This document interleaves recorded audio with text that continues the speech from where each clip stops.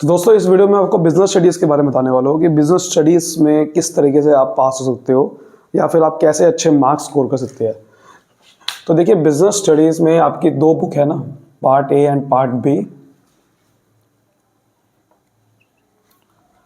So part A है nature and significance of management, principles of management के ऊपर book है सारी की सारी।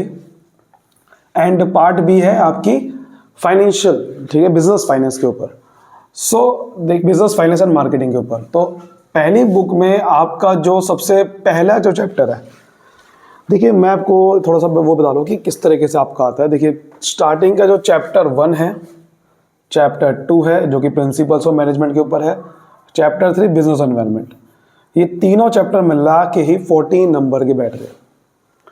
और उसके बाद आपका प्लानिंग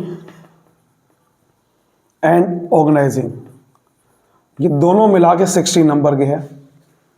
फिर आपके 3 चैप्टर जो बचे, आपका स्टाफिंग, डायरेक्टिंग एंड कंट्रोलिंग, ये तीनों मिला के 20 नंबर के हैं। तो आप समझ रहे हो ये बुक टोटल मिला के आपकी जो है 50 नंबर की ये बुक है। क्लियर? और दूसरी बुक 30 नंबर की है। तो आपको साफ दिख रहा है कि पहले बुक पे ज़्यादा ध्यान देना है, ऑब्वियस ही बात है, ये साफ हमें समझ में आ रहा है।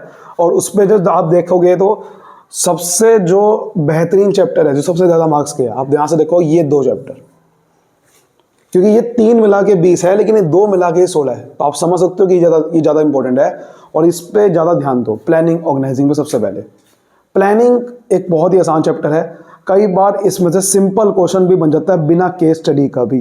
तो आप इसमें जो ध्यान दोगे वो चैप्टर में वो टॉपिक बता रहा हूँ, जो जैसे आपका फीचर्स ऑफ प्लानिंग, इसकी केस स्टडी भी आ चुकी है कई बार। Importance and limitation of planning बहुत इंपॉर्टेंट है ये, इसका क्वेश्चन डायरेक्ट भी आ चुका है, केस स्टडी की फॉर्म में भी आ चुका है। और प्रोसेस वाला इतना इंपॉर्टेंट नहीं है जितना इंपॉर्टेंट है टाइप्स ऑफ प्लान वाला। प्रोसेस वाला टॉपिक इतना इंपॉर्टेंट नहीं जितना इंपॉर्टेंट टाइप्स ऑफ प्लान वाला है। क्लियर? ऑर्गेनाइजिंग में मैं आपको बता रहा हूँ कि ज़्यादा ध्यान जो देना है टॉपिक पे वो है आपका organisation structure, functional structure, division structure. Very very important question, बहुत बार एग्जाम में क्वेश्चन बनता है यहाँ से, इसको बहुत अच्छे से पढ़िए आप। ठीक है, मैं वो टॉपिक बता रहा हूँ जहाँ से क्वेश्चन बनता ही बनता है। Delegation and decentralisation, very very important topic, यहाँ से क्वेश्चन बन जाता है। और simple importance of organising, process of organising, features of organising, ये तो देखो पढ़ना ही पढ़ना है। कई बार यहां से भी सिंपल क्वेश्चन बिना केस स्टडी की फॉर्म में भी बन जाता है, तो ये तो पढ़ना ही पढ़ना है आपने। बाकी इसमें और भी टॉपिक है जैसे फॉर्मल ऑर्गेनाइजेशन, इनफॉर्मल, वो वहां से भी क्वेश्चन आ जाता है, लेकिन इतना इंपॉर्टेंट है नहीं जितना ये इंपॉर्टेंट है जो मैं बता रहा हूं आपको। मैं यहां पर इंपॉर्टेंट की बात करूं, वो भी करना है आपने। ठीक है, ओके। ये जो चैप्टर है सबसे आसान चैप्टर, चैप्टर 2, क्वेश्चन आना ही आना है प्रिंसिपल्स ऑफ मैनेजमेंट का, हर साल आना ही आता है। और यहां से क्वेश्चन कई बार डायरेक्ट क्वेश्चन आता है बिना केस स्टडी का, 6 नंबर का आ जाता है। 3 आपको दे दिए पॉइंट, बताओ ये फ्यूल का प्रिंसिपल, ऑर्डर का मीनिंग बताओ, इसका मीनिंग बताओ, सिर्फ मीनिंग बताना होता है कई बार। तो ये तो चैप्टर भैया आप फ्यूल और टेलर के अच्छे से कर लो, खासकर फ्यूल और टेलर के प्रिंसिपल्स, टेलर की टेक्निक बहुत इंपॉर्टेंट है, और इसका प्रिंसिपल्स ऑफ मैनेजमेंट की इंपॉर्टेंस एंड फीचर्स, ये अच्छे से कर लीजिए। इस चैप्टर में से क्वेश्चन आना ही आना है। ठीक है, चैप्टर 1 से भी आ जाता है, वो तो करना ही आपने, पूरा चैप्टर बहुत सिंपल है। चैप्टर 3 से भी क्वेश्चन आना ही आना है। इसमें से सबसे इंपॉर्टेंट टॉपिक डायमेंशंस वाला ही है, और ये केस स्टडी के फॉर्म में आता है, और आता ही आता है कि आपको केस स्टडी फॉर्म में बताना होगा कौन सा इन्वायरमेंट है, सोशल, इकोनॉमिक, पॉलिटिकल, ये सब चीज़ें।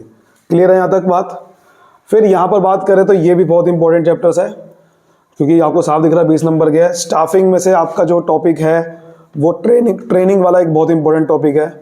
प्रोसेस वाले जितने भी इसके अंदर प्रोसेस है ना, वो अच्छे से कर लीजिए। रिक्रूटमेंट बहुत इंपॉर्टेंट, ठीक है, ये टॉपिक है जो मैं बता रहा हूँ जो सबसे इंपॉर्टेंट है। डायरेक्टिंग में जो इंपॉर्टेंट है, मोटिवेशन बहुत इंपॉर्टेंट टॉपिक है, जहाँ से क्वेश्चन आता है। लीडरशिप इतना इंपॉर्टेंट है नहीं, बट ये भी कर लेना है आपने। और कम्युनिकेशन वाला भी आ जाता है, जिसमें बैरियर वाला भी इंपॉर्टेंट है इसमें। और कंट्रोलिंग में से भी सिंपल क्वेश्चन आ जाता है, बताओ भाई प्रोसेस के ऊपर, कंट्रोलिंग का प्रोसेस या फिर इंपॉर्टेंस। ठीक है, ये आ जाता है। क्लियर है यहाँ तक बात? ओके, ये मैंने आपको सारा बता दिया पार्ट ए में क्या करना पड़ेगा आपको। फिर बात करता हूँ मैं पार्ट बी की। आपका इसमें पहला टॉपिक है फाइनेंशियल मैनेजमेंट, पहला चैप्टर है फाइनेंशियल मैनेजमेंट। इसमें से जो टॉपिक बता रहा हूँ जो सबसे इंपॉर्टेंट है, जहां से क्वेश्चन बनते हैं, वो है आपका fixed capital and working capital. Very very important, आप उठा लीजिए पेपर, यहां से क्वेश्चन बहुत बार बना है, फिक्स्ड कैपिटल वर्किंग कैपिटल। ठीक है, उसके बाद आपका जो कोई भी फाइनेंसिंग डिसीजन वाला एक टॉपिक है वो भी वो भी वहां से क्वेश्चन बन सकता है। लेकिन एक और इंपॉर्टेंट टॉपिक कैपिटल स्ट्रक्चर, क्योंकि यहाँ न्यूमेरिकल भी आता है यहाँ से, ये टॉपिक बहुत इंपॉर्टेंट है इस चैप्टर में से। बाकी फाइनेंसिंग डिसीजन वाले जो है वो तो है ही इंपॉर्टेंट, उसमें से कोई भी क्वेश्चन बन सकता है, लेकिन मेरे हिसाब से ये दो ज़्यादा इंपॉर्टेंट है इसमें से। फाइनेंशियल प्लानिंग भी इसके अंदर, बट ये ज़्यादा इंपॉर्टेंट है। ये बात समझ में आ गई यहाँ तक?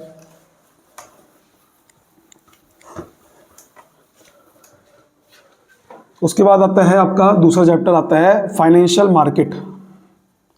देखो, इस चैप्टर में से जनरली क्वेश्चन डायरेक्ट बनता है, बहुत कम होता है जो केस स्टडी में बने।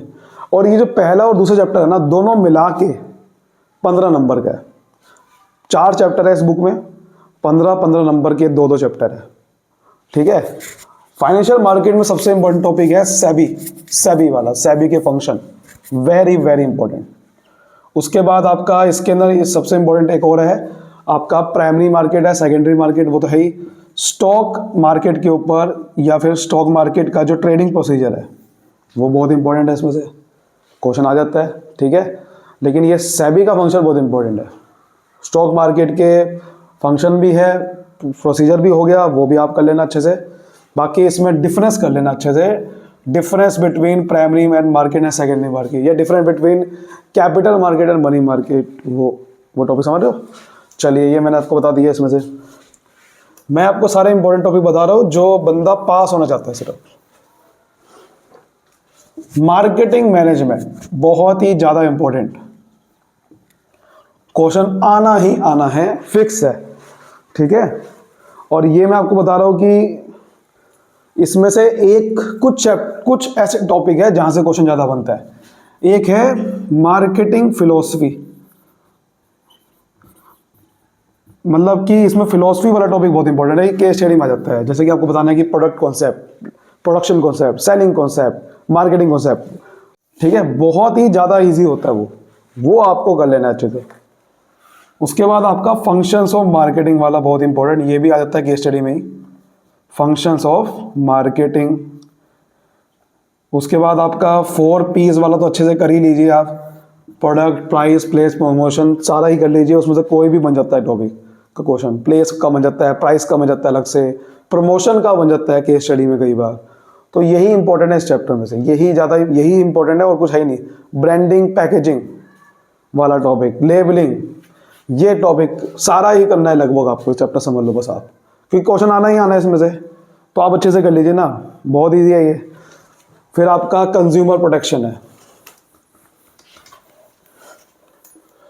ठीक है, अभी 3rd और 4th मिला के 15 नंबर गई है। कंज्यूमर प्रोटेक्शन देखिए इतना इंपॉर्टेंट है नहीं, क्योंकि अब चैप्टर तो बहुत आसान है, लेकिन यार जिसमें ज़्यादा मार्क्स ना बने वो चैप्टर इंपॉर्टेंट नहीं है। आपको मार्क्स लाने हैं, पास होने के लिए मार्क्स लाने हैं, तो मार्क्स लाने वाले चैप्टर ये नहीं है, मार्केटिंग मैनेजमेंट है मार्क्स लाने वाले चैप्टर। ठीक है, तो ये चैप्टर है तो बहुत ईजी, बट इतना मार्क्स स्कोर ही नहीं है। मुश्किल से एक ही क्वेश्चन बनेगा, और वो ज़्यादा बनता है या तो राइट से बनता है क्वेश्चन। ठीक है, या फिर वो 3 टायर वाला, कि भैया 3 का कोड है आपके, डिस्ट्रिक्ट कोड, नेशनल वगैरह।